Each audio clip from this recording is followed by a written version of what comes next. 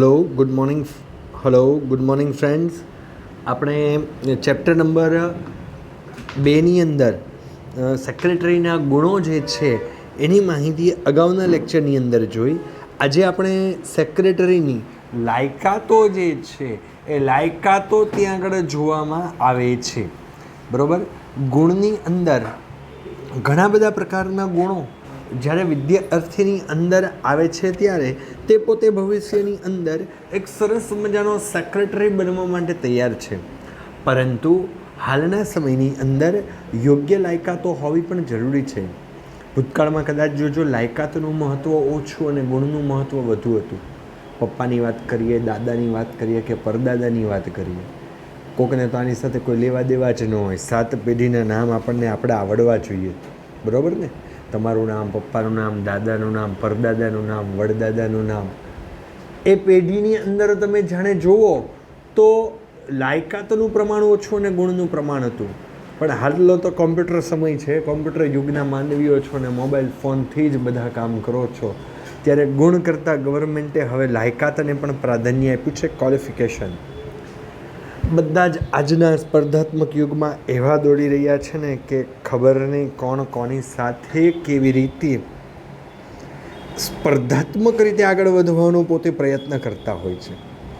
Of track ન થઈએ એટલી બાબત ઉપર પછી જશું, પણ ભૂતકાળની અંદર સેક્રેટરી બનવા માટેની લાયકાતો નહોતી, ક્વોલિફિકેશન્સનું મહત્ત્વ ન હતું, માત્ર નોલેજ કામ કરતું હતું. જ્યારે હાલમાં ગવર્મેન્ટે એને ત્યાં આગળ ક્વોલિફિકેશનને પણ ધ્યાનમાં લઈ આગળ વધવાનો પ્રયત્ન કરેલો છે. સેક્રેટરીની લઘુત્તમ લાયકાત કંપની ધારામાં જણાવેલ છે, પણ સેક્રેટરી પાસે આના કરતાં વધુ લાયકાત હોય તો તે સેક્રેટરી તરીકે યશસ્વી ફરજો બજાવી શકે છે. યશસ્વી એટલે કંઈક ઉત્તમ, વધુ સારામાં સારું, એને ત્યાં આગળ યશસ્વી તરીકે ઓળખાય છે. એટલે પહેલો નિયમ, કંપની ધારામાં જણાવેલ વિગત તો આવડવી જ જોઈએ. જેનો મતલબ ગવર્મેન્ટે કંપની કરવા માટે જે ધારો નિયમ પસાર કર્યા તેને આપણે કંપની ધારા તરીકે ઓળખીએ.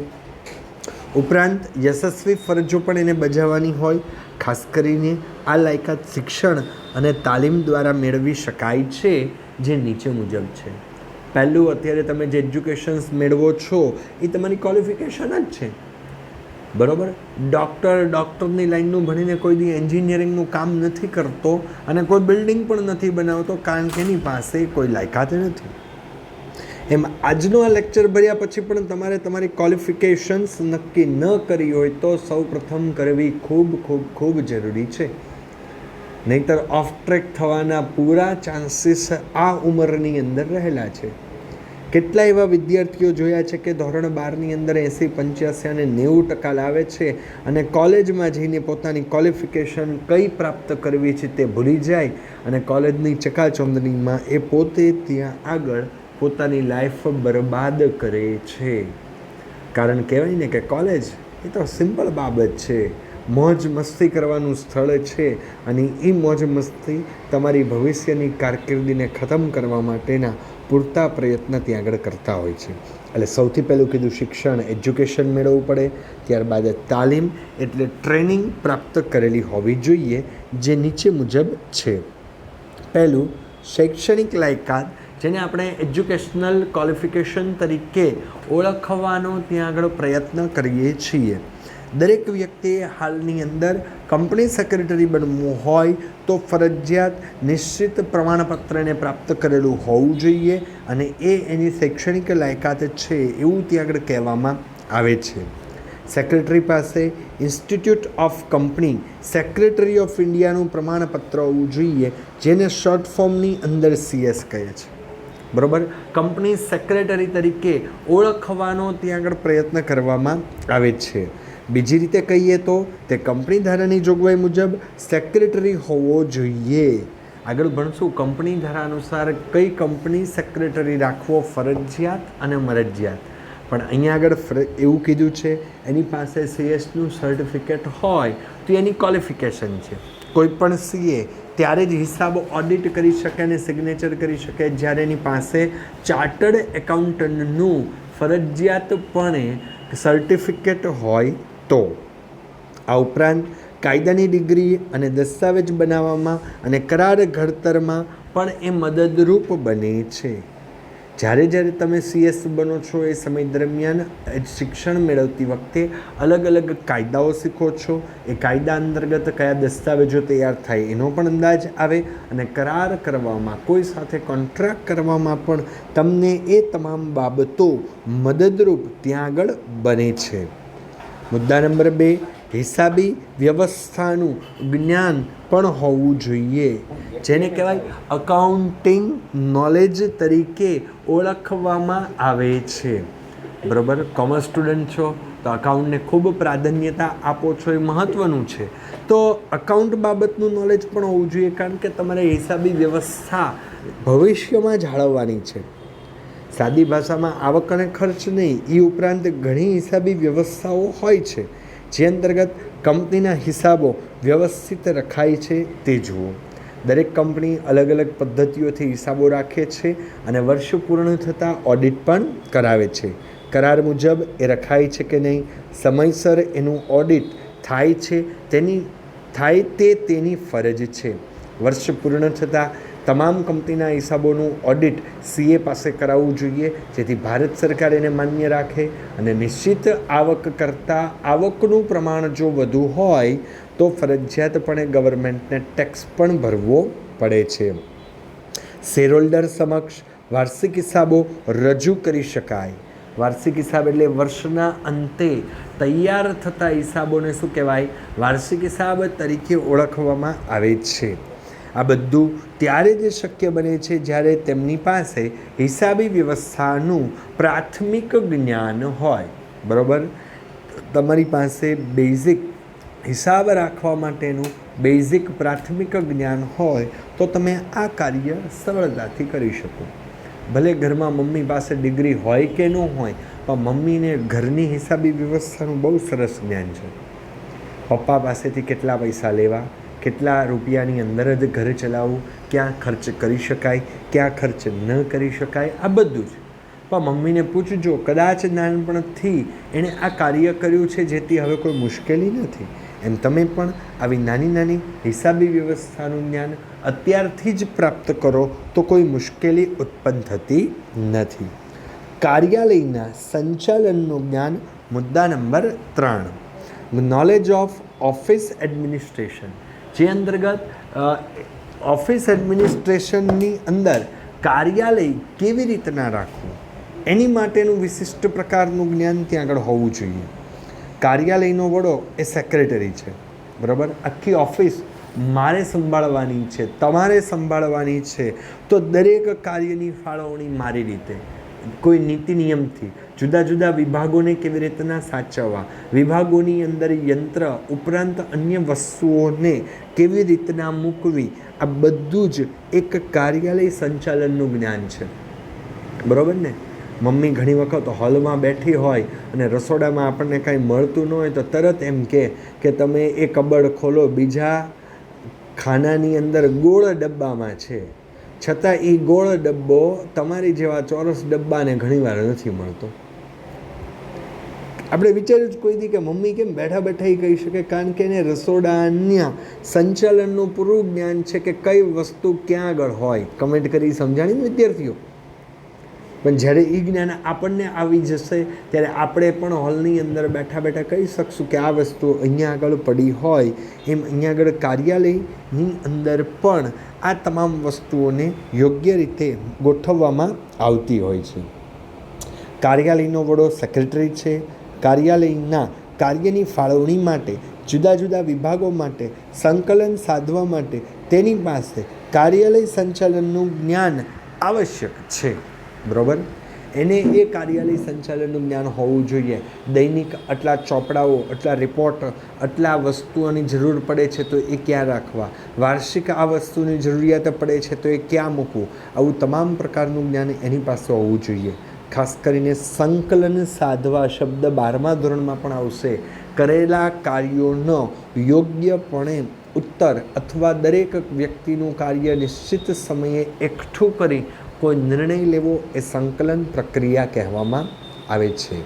એટલું જ નહીં પરંતુ રોજબરોજના કાર્યાલય સંચાલનમાં ઊભા થતા પ્રશ્નોનો ઉકેલ લાવવા માટે પણ ઓફિસ સંચાલનનું જ્ઞાન જરૂરી છે. બરાબર. રોજબરોજ કાર્યાલયની અંદર નાના મોટા પ્રશ્નો ઉત્પન્ન થાય, નાની મોટી વસ્તુની જરૂરિયાત ઉત્પન્ન થાય, તો ઓફિસ મેનેજમેન્ટ એમની પાસે હોય તો ક્યારેય મુશ્કેલી ઉત્પન્ન થતી નથી. એ મમ્મીએ પણ ઘરની અંદર આવા કાર્યનું સંચાલન કરેલું છે, જેથી એને ખબર પડે કે કોઈ મુશ્કેલીનું સર્જન ન થાય.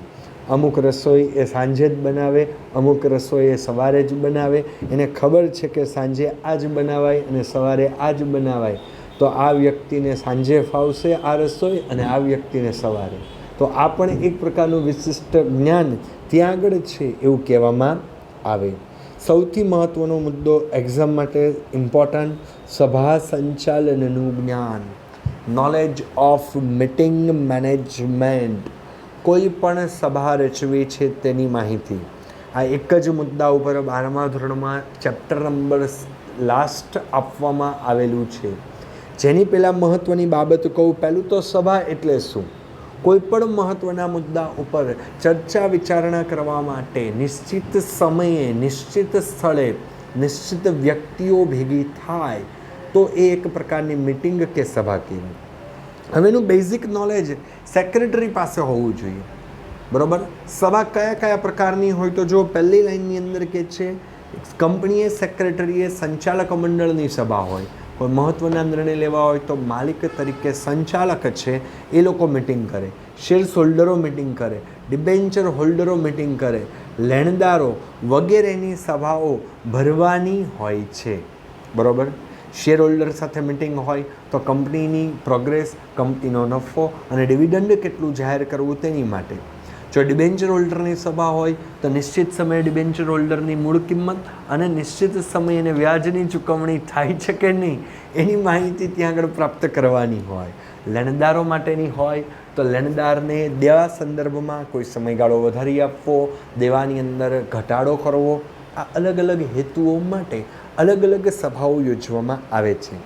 હવે મહત્ત્વનું છે સભા પહેલાંના કાર્ય અને સભા પછીના કાર્ય. સેક્રેટરીની બંને ફરજ છે, સભા પહેલાંનું કાર્ય કરવું અને સભા પછીનું. સપોઝ વાત કરીએ સભા પહેલાંનું નાનું નાનું બધું જ અરેન્જમેન્ટ, સભાનું સ્થળ કયું રાખવું, સ્થળ ઉપર જરૂરી વ્યવસ્થા, સ્થળ ઉપર જરૂરિયાતના તમામ દસ્તાવેજો પહોંચાડવા તે. પણ સૌથી મહત્ત્વનું છે કે દરેક સભાની અંદર હાજર રહેનાર વ્યક્તિને આમંત્રણ આપવું. જેમ કે અહીંયા આગળ લેણદારોની સભા હોય તો જેટલા લેણદારો હોય એને લેખિતમાં આમંત્રણ સભામાં હાજર રહેવાનું આપવામાં આવે. એને કહેવામાં આવે છે નોટિસ. કોઈના લગ્ન પ્રસંગની અંદર આપણે આમનામ દોડીને વયા નથી જતા. એણે આપણને કાં તો કંકોત્રી આપી હોય અથવા તો મોઢે જણાવેલું હોય કે તમે આ દિવસે આ સમયે આ સ્થળે લગ્ન પ્રસંગમાં 1, 2 કે સર્વો હાજર રહેશો તો જ જશું. બરાબર. એમ અહીંયા પણ જે હેતુ માટેની સભા હોય તે પક્ષકારને આમંત્રણ મળે નોટિસ દ્વારા, એ પણ લેખિતમાં તો જે હાજર રહે. નોટિસની સાથે એજન્ડા તૈયાર કરીને મોકલે છે. બરાબર. એજન્ડા એટલે આ ઝંડો એવું નથી. એજન્ડા એટલે કે સભાની અંદર જે બાબતની ચર્ચા કરવાની છે તેના મુખ્ય મુદ્દાને એજન્ડા તરીકે ઓળખવામાં આવે. ઉદાહરણ સ્વરૂપે કંપનીના વિકાસ અંગેની વાત, ડિવિડન્ડની જાહેરાત, નવા સંચાલકની નિમણૂક, નવા શેર્સ બહાર પાડવા, નવી કંપનીઓ શરૂ કરવી, વિદેશની અંદર કંપનીની બ્રાન્ચ કરવી, આવા અલગ અલગ હેતુઓ હોય તો માત્ર ત્યાં મુદ્દો જ લખવામાં આવે કે અમેરિકાની અંદર કંપની વિચારે છે કે પોતાની બ્રાન્ચ કરવી. હવે શેર હોલ્ડરની સભાની અંદર આ એજન્ડા ઉપર ચર્ચા વિચારણા થાય. દરેક વ્યક્તિ પોઝિટિવ કે નેગેટિવ પોતાનો મત રજૂ કરે, તેને શું કહેવાય? એજન્ડા. ત્યારબાદ સભા પછીના કાર્યની અંદર આવે છે મિનિટ્સ લખવી. મિનિટ્સનો મતલબ કહેવાય છે કે સભાની અંદર જે ચર્ચા થઈ હોય તેને સંપૂર્ણ વિગતવાર લખવી, તે મિનિટ્સ તરીકે ઓળખવામાં આવે. હેતુ એક જ છે કે કોઈ હાજર ન હોય તો એ મિનિટ્સ વાંચી અને સભામાં કયા કયા મુદ્દા ઉપર કાર્ય થયું, કયા મુદ્દાઓની ચર્ચા થઈ, કયા ઠરાવો પસાર થયા તેની સંપૂર્ણ માહિતી વ્યક્તિ મેળવી શકે.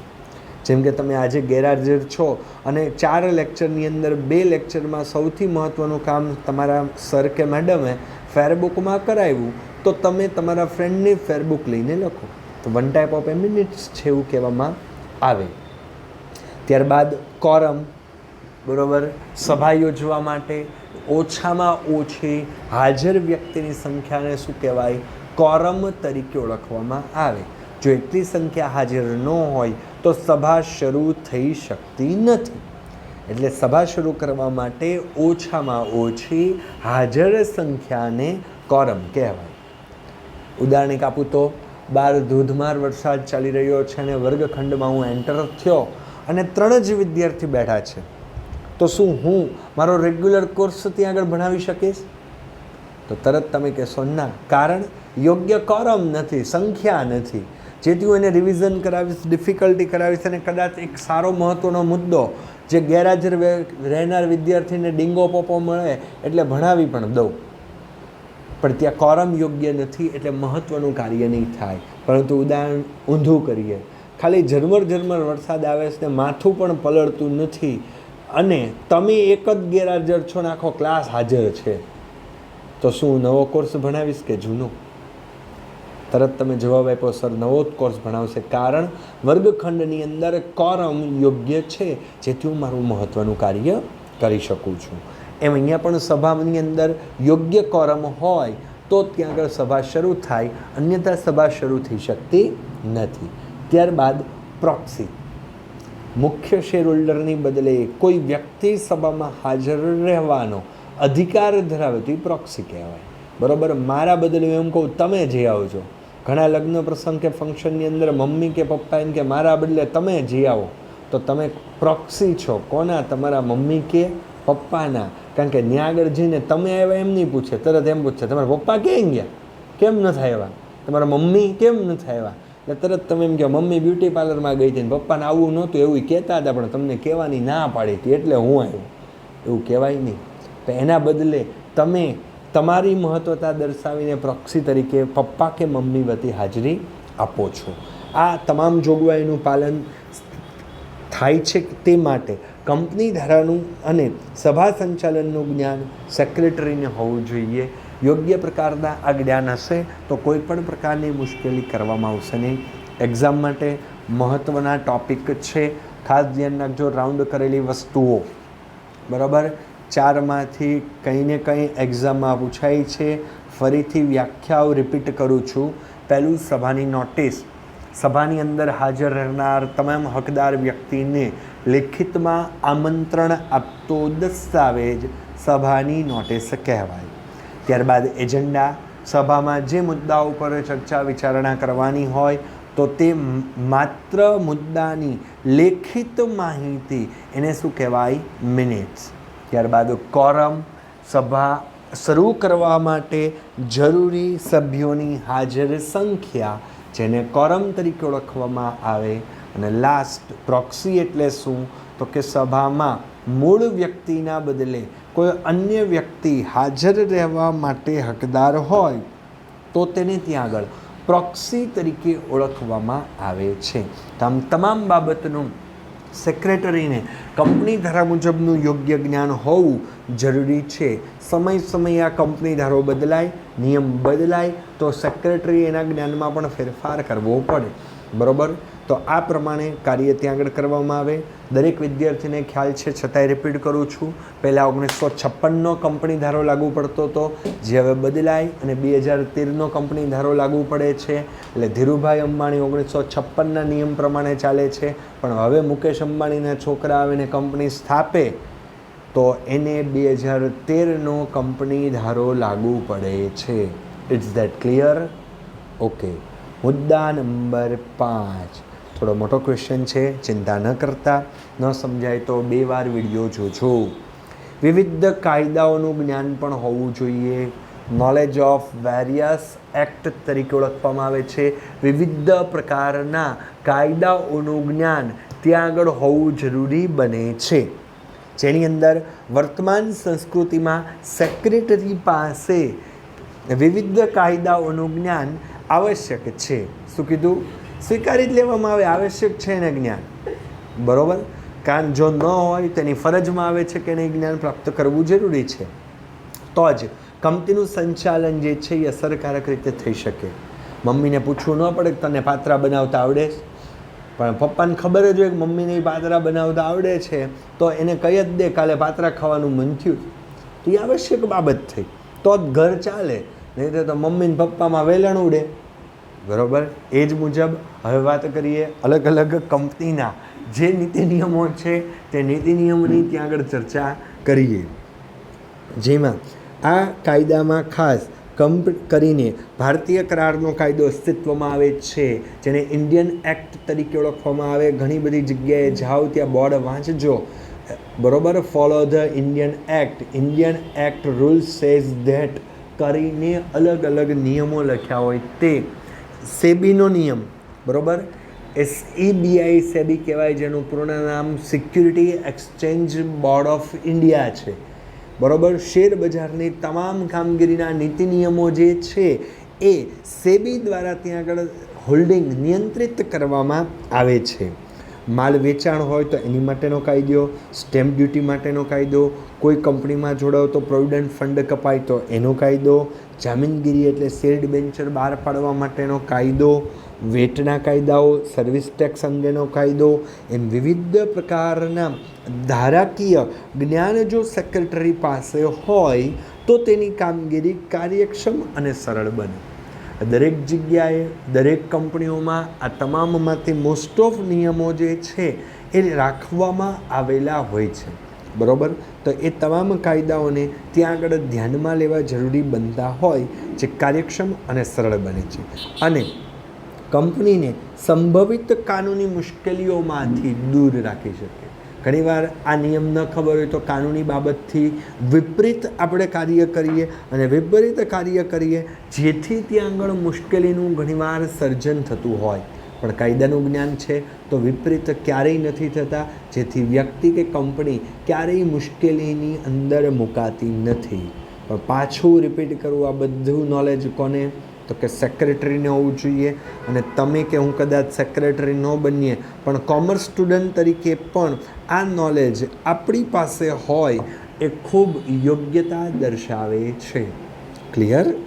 મુદ્દા નંબર 6, આર્થિક અને રાજકીય પ્રવાહનું જ્ઞાન, નોલેજ ઓફ ઇકોનોમિકલ, બરાબર ને. ખાસ અત્યારે જુઓ તો કોરોનાના કારણે ભારતનું ઇકોનોમી ઘણું બધું તૂટી ગયું છે.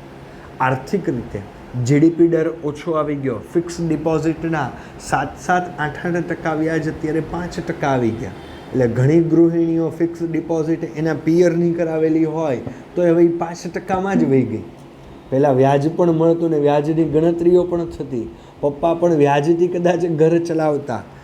આર્થિક પ્રવાહ બદલાણો, રાજકીય પ્રવાહ બદલાણો તો હાલ મુશ્કેલી. પણ હવે જુઓ તો કોરોનાના કેસો ઘટવા લાગ્યા છે, તો એ જ પ્રમાણે પાછું આપણું અર્થતંત્ર ઉપર આવશે તો આ વ્યાજ દર વધશે. પાછા વ્યાજથી ઘર ચાલતા હતા, વ્યાજ જેને માટે મહત્વતા હતી તે ફરીથી આગળ વધશે. અને રાજકીય એટલે પોલિટિકલ અફેર્સ તરીકે ઓળખાય, રાજકીય પ્રવાહ તરીકે એને ઓળખવામાં આવે.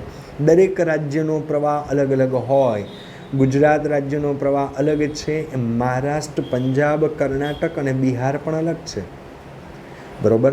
સિમ્પલ રીતે કહું તો ભાવનગરની અંદર પણ કાળા નાળાથી ખોડિયાર મંદિરની બહાર સીધો નીકળાય એવો ઓવરબ્રિજ મંજૂર થયો હતો. તો એ ઓવરબ્રિજ મંજૂર થઈ ગયો અને ત્યારબાદ ટૂંક સમયમાં કેન્સલ પણ થઈ ગયો.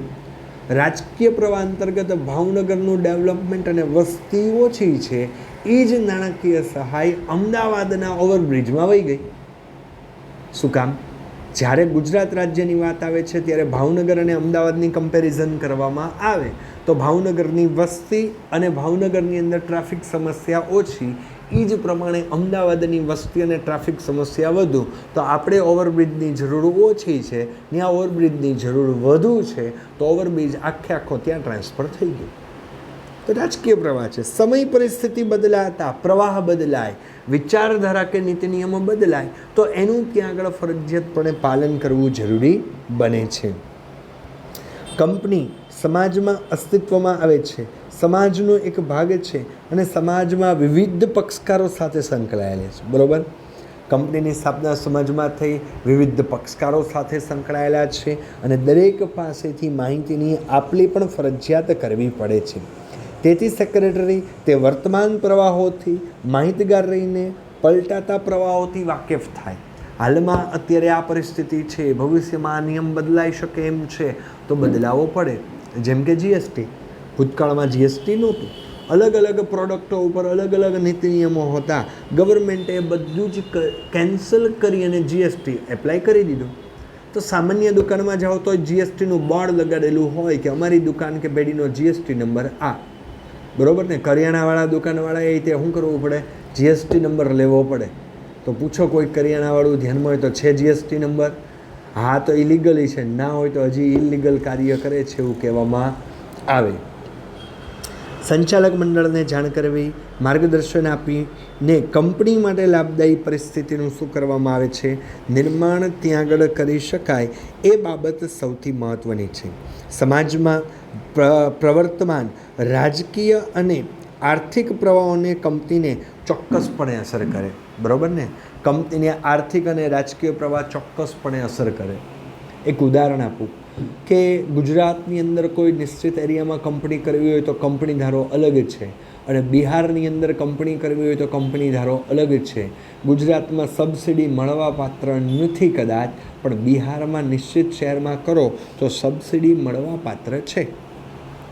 પહેલો તો પ્રશ્ન ઘણા વિદ્યાર્થીને એવો આવે કે સર આ સબસિડી એટલે હું? સરસ મજાની 50 સ્ટેપવાળી સીડી હોય ચડી જવાનું એમ? નહીં. કોઈ પણ કંપનીની સ્થાપના કરતાં ગવર્મેન્ટ પાસેથી લોન લ્યો તો એ લોનમાં અમુક ટકા રકમ સબસિડી એટલે પરત ન કરવા જેવી હોય તો એને ત્યાં આગળ સબસિડી તરીકે ઓળખવામાં આવતી હોય છે, બરાબર. તો ગુજરાતમાં આપણને સબસિડી મળવા પાત્ર નથી, કારણ કે ગુજરાત વિકસિત રાજ્ય છે એટલા માટે. પણ ગુજરાતની તુલના બિહાર સાથે કરીએ તો બિહારની અંદર ગરીબીનું પ્રમાણ વધુ છે અને વધુ હોવાના કારણે ત્યાં આગળ કંપની સ્થાપો તો સબસિડી મળવાપાત્ર. પણ વિચારવાનું કે ગુજરાતમાં કંપની સક્સેસ જાય એટલે કદાચ બિહારમાં સક્સેસ જવી ત્યાં આગળ અઘરી છે. તો આ પ્રમાણે અલગ અલગ કાર્ય થાય. 6 મુદ્દાઓનું રિવિઝન ખાસ કરી લેવું જેથી મુશ્કેલીનું સર્જન ન થાય. નેક્સ્ટ ક્વેશ્ચન હજી કન્ટિન્યુ છે, નેક્સ્ટ લેક્ચરમાં આપણે આગળ કરશું. Thank you so much.